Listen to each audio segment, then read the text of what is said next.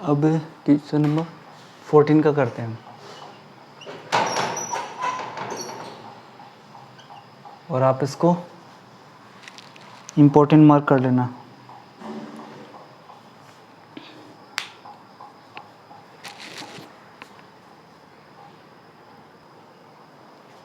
अब 14 का क्वेश्चन ये है कि show that the vector I cap plus J cap plus K cap is equally incline to the axes O X O Y O Z.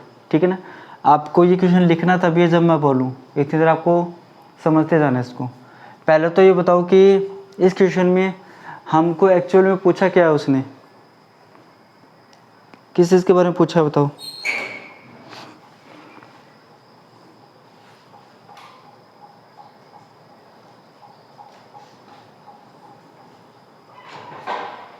O X O Y O Z का magnitude.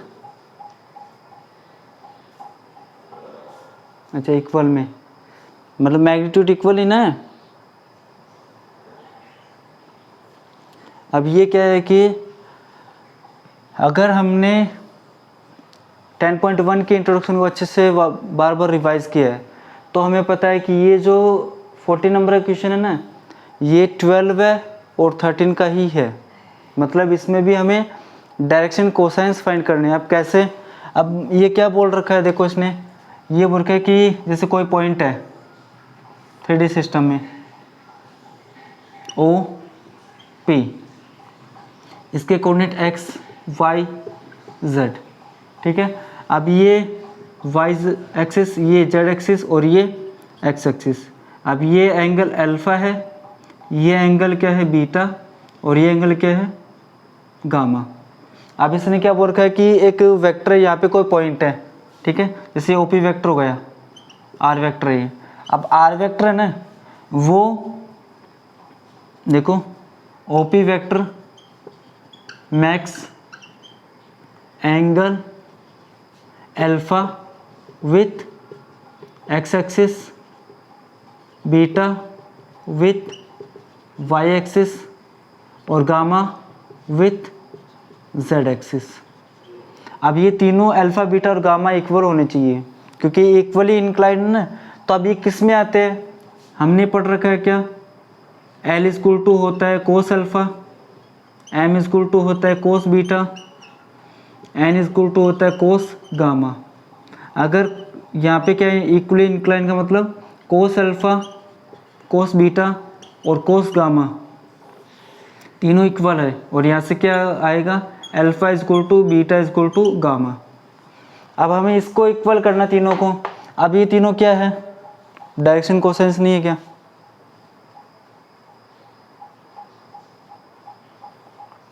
तो अगर हमने 10.1 का introduction अच्छे तरीके से कर रखा है तो हमें पूछा पता होगा कि इक्वली इंक्लाइन है, मतलब ये अल्फा बीटा और गामा तीनों इक्वल होनी चाहिए। इन तीनों को इक्वल करने के लिए हमें cos alpha cos beta cos gamma को इक्वल दिखाना पड़ेगा।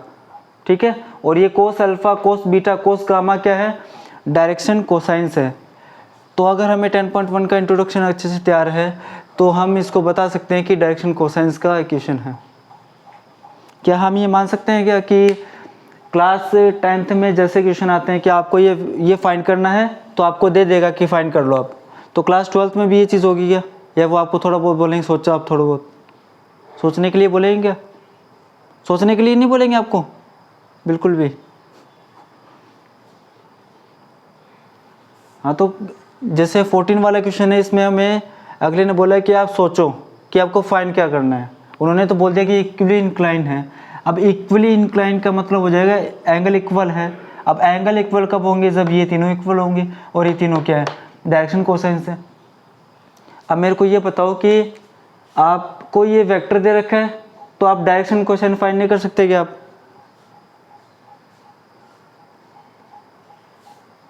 तो आप बोलो सर ये तो अब 1 मिनट का क्वेश्चन है, मुझे पता चल गया है कि डायरेक्शन कोसाइंस फाइंड करनी है, 1 मिनट का क्वेश्चन है। लेकिन अगर आपको पता ही नहीं है इसमें कि आपको डायरेक्शन कोसाइंस फाइंड करने हैं तो बताओ ये 10 मिनट में भी हो जाएगा क्या, आपसे हो जाएगा क्या, नहीं होगा। ठीक है ना, तो जो आपको मैंने क्रैमिंग वाला जो दिया था पोर्शन, ठीक है ना, उसमें आप ये चीज़ कर लेना, आप ये चीज़ तो स्क्रीनशॉट ले लो उसका, बस बाद में लिख लेना इसको।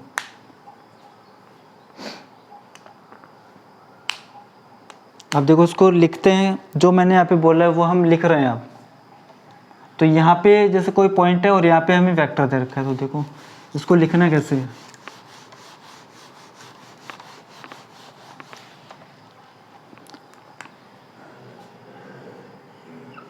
ये y एक्सिस, ये z एक्सिस, ये x एक्सिस, और OP वेक्टर। अभी ये दे रखा है हमें i cap plus m j cap plus m k cap. अब इसके साथ ये एंगल बना रहा है अल्फ़ा, ये बीटा और ये gamma. Let OP vector is equal to i cap plus m j cap plus m k cap. Makes angle alpha with x axis, beta with y axis and gamma with z axis. ठीक है, तो यहाँ तक कोई दिक्कत है क्या? Now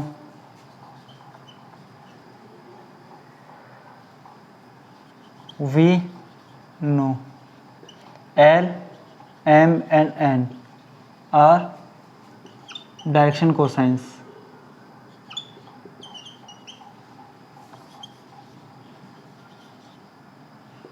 अब उसके लिए पहले हमें आर वेक्टर चाहिए, जो मैग्नीट्यूड ऑफ ओपी वेक्टर वो चाहिए। नाउ ओपी वेक्टर का magnitude is equal to R is equal to क्या हो जाएगा, 1 का स्क्वायर प्लस 1 का स्क्वायर प्लस 1 का square is equal to OP vector R is equal to √3 units.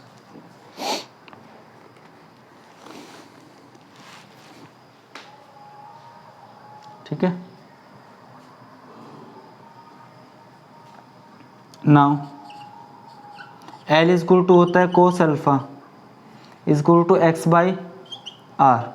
अब बताओ हमें L चाहिए कि कोस अल्फा चाहिए? इस बार हम L लिखेंगे या कोस अल्फा लिखेंगे?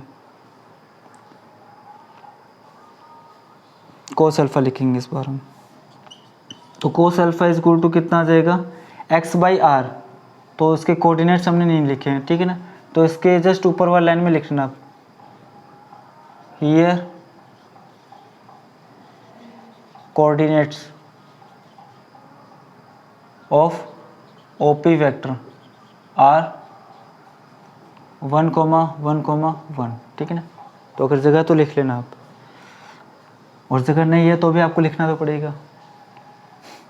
x बाई आर तो 1/√3 m is equal to cos beta, m is equal to cos beta y/r। तो इट इम्प्लाइज कोस बीटा कितना आ गया, 1/, and n is equal to cos gamma is equal to z/r। n is equal to z/r मतलब ये cos gamma 1/√3। On comparing, तीनों को compare करेंगे तो RHS तो सेम आ रही है तीनों की, तो LHS भी सेम होगी। Cos alpha is equal to cos beta is equal to cos gamma और इज इक्वल टू 1/√3। अब बताओ ये तीनों cos alpha cos beta cos gamma is equal to 1/√3 आ रहे हैं, ये कब पॉसिबल है? जब अल्फ़ा बीटा और गामा इक्वल होंगे तभी ना। तो इट इम्प्लाइज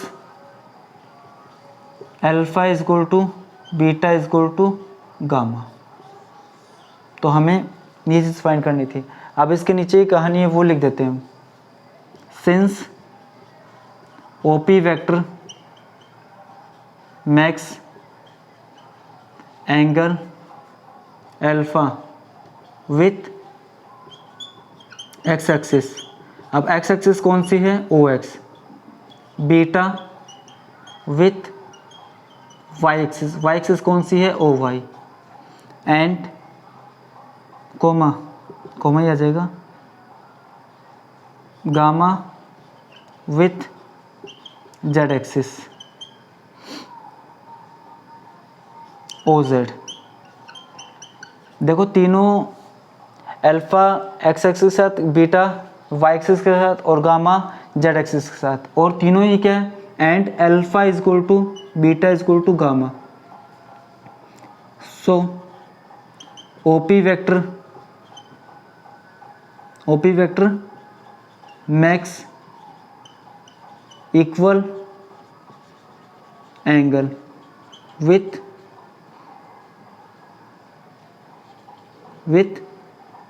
ऑल एक्सेस। जो ओपी वेक्टर है वो सभी एक्सेस के साथ क्या बना रहे हैं? इक्वल एंगल बना रहे हैं। हेंस हम क्या लिख देंगे? हेंस गिवन वेक्टर कौन सा है? आई कैप प्लस में जे कैप प्लस में के कैप इज इक्वली inclined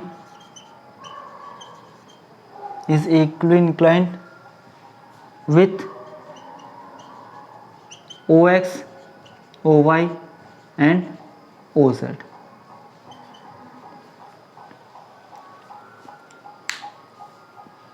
लिख लिया गया यहाँ तक आपने?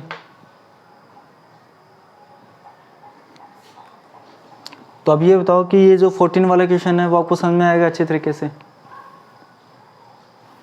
यहाँ पे बस आपको ये देखना है कि इक्वली इंक्लाइन का मतलब होगा क्या?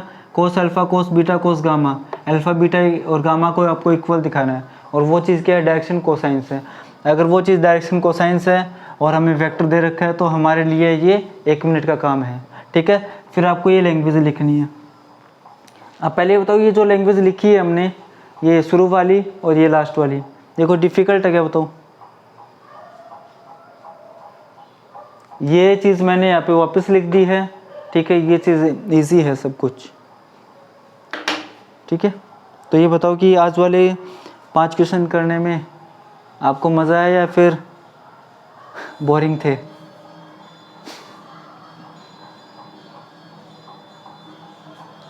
अच्छा ठीक थे, मज़ा भी नहीं आया बिल्कुल भी?